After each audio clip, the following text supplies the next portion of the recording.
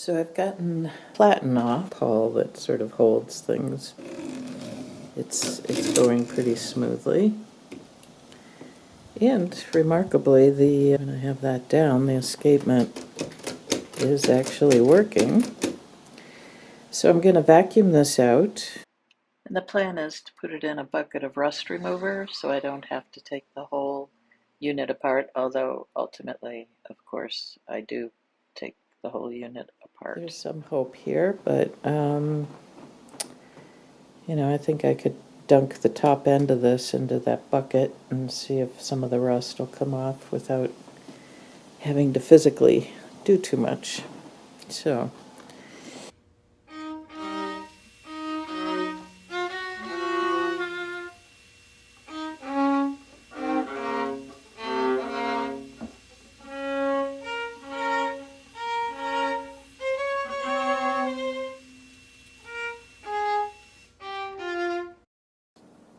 okay, so I dipped this in the rust retardant, to try and clean it up, and it's cleaned up pretty well. I forgot to take the ribbon off, but it's pretty bad shape, a lot of holes in it. So I ordered up a new ribbon.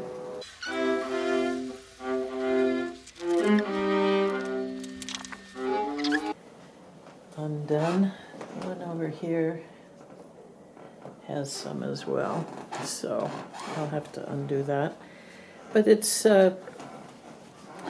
actually cleaning up pretty well. I have type bars that are out of place, and this is really tough metal that those type bars are, so I'm not sure how I'm gonna get that to get back into place. All of these seem pretty good, but something must have hit it here, and it must have been quite a hit, because these things are solid. But I'll take some wrench or bending iron type of thing. But you can see it's coming along. The keys are wonky. I think it'd be nice to get some white filler just to bring back what it used to be. Somebody put these plastic things on there. It doesn't look so good. The decoration cleaned up pretty well. The unit wouldn't fit in the bucket, so I tipped up that bin, and there are a few questions that are coming up now that I've got it cleaned up a little bit. I mean, I love the escapement. I mean, what a very simple escapement. It's this little thing. Just goes up and down a little bit and holds it. It's working good. It's got a metal pull, and then that's in the bell. There's a spring in the bell. That's all working. Here is the thing to control the ribbon spool, so it clicks along with the escapement. So it looks like this is going to come together.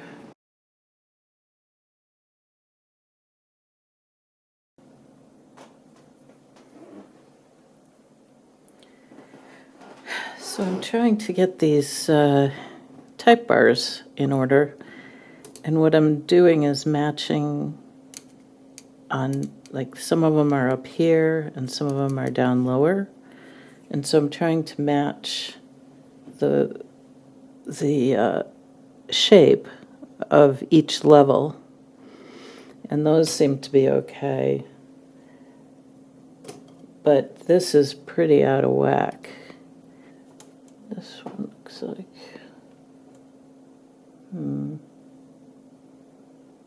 okay, so this one has a lot more curl on it, so we'll try and do that to this, and then we'll try and do the same thing on this, so they sort of line up. There we go.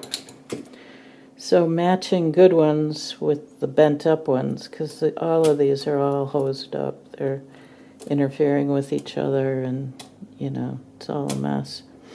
And so you just go one by one, trying to track how it should be given what's in line over here, because these are all fine. Something must have really smashed into, I have no idea how that happened, but that's the process.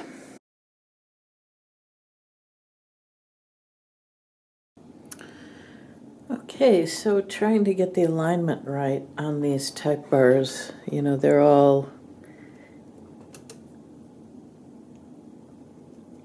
hitting in different places, when I found most of them hit right here, and I put a piece of dental floss there and a little mark on it so I could see exactly where this is supposed to hit, and that's where they hit.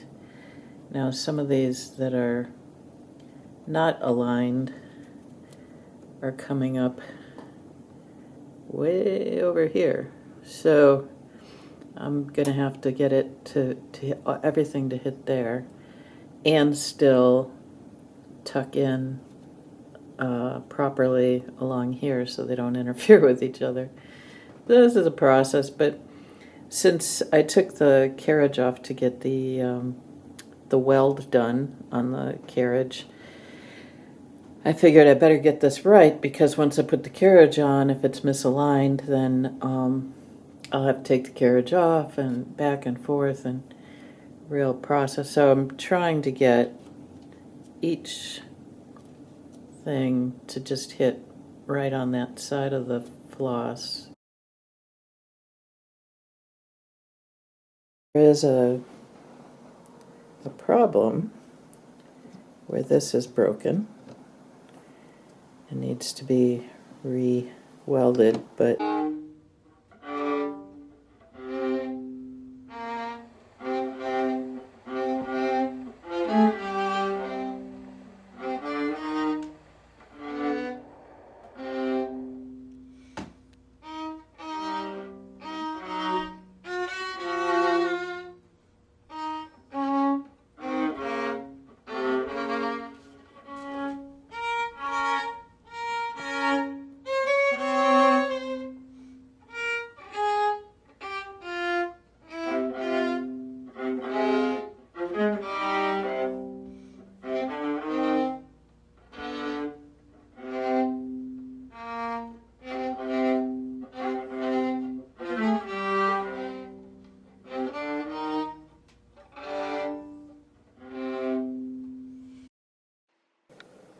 so here I am muddling around with the key tops.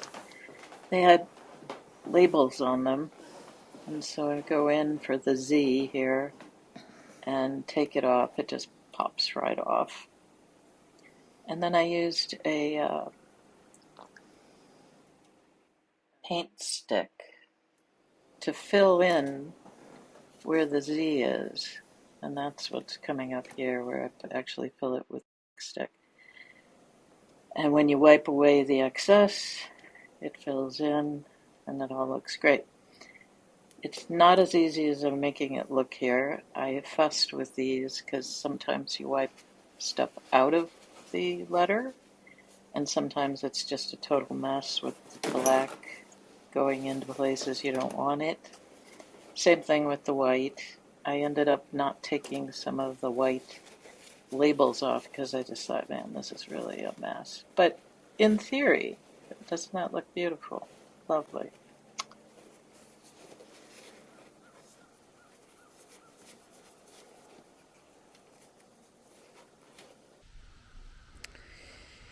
Well, I so want to get this finished.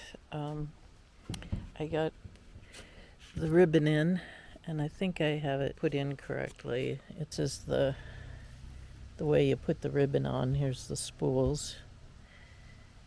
And so when you turn the crank clockwise, it loads. And over here it's I think, working properly. So I wanted to make sure it was clicking before I put the carriage back on. Find this very fascinating ribbon. As you go back and forth, the ribbon travels back and forth, which is quite ingenious, because then don't do that. So when you strike the key, this is moving, and you get fresh ribbon across this because it's moving this way. And then when you return, you can see down here the pawl loosens, and then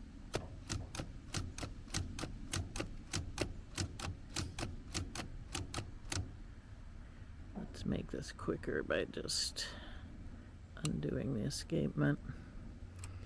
You can see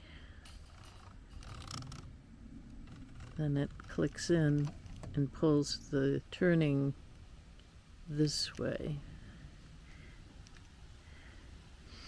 which makes it need to come in.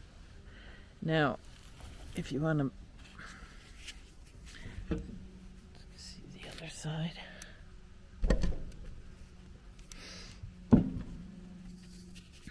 On this side, you have to have the pawl disengaged down here, because if they were both engaged, they'd be working against each other. So when the ribbon travels from here over to there, then you would want to bring the pawl in to work on this side, and then bring the ribbon back.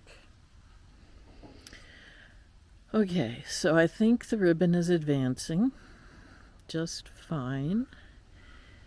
It's installed just fine, and so now I'm going to have to put the carriage on back in, which is fairly simple operation. It's just got these little hooks here and here, so you kind of get it to slide in.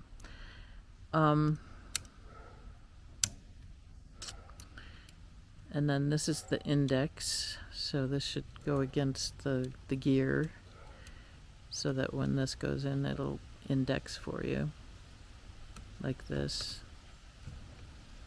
It'll just index it back. And I'm afraid this is going to be much like an Oliver, where you get all of these type bars to not interfere with each other. And on an Oliver, that's quite challenging, because you've got the bat wing kind of thing, and it can be out of alignment in a lot of different ways. But then when you go to type something, it's all over the place, because the typefaces are not in a line, even though the bat wing mechanism is aligned. So then it's just very fine tuning how these things strike. And let me tell you, this is going to be a total disaster. I'm sure, because these were very out of alignment. I've got it pretty much where they don't interfere with each other, although I see there's one down there that looks pretty bad. And getting these in alignment while the larger carriage and escapement mechanism is all in place is quite difficult. This does not just pop up like I had a Remington that you could just pop it up and see what you'd written. This requires you turn the handle and see. So, well, I'll be back after the carriage is replaced here. Okay, a quick primer on getting the carriage in. First you hook it in here, and then these go up and down, and then you slide it into this bottom one. So that's pretty simple. Okay, I'm about halfway through with this Renault. I have it all put back together, and I took a typing sample, and it's not too great. This one has spaces between the letters, so I can get a clearer view of what they're doing. This is the caps, and so I'm gonna have to take the whole thing apart.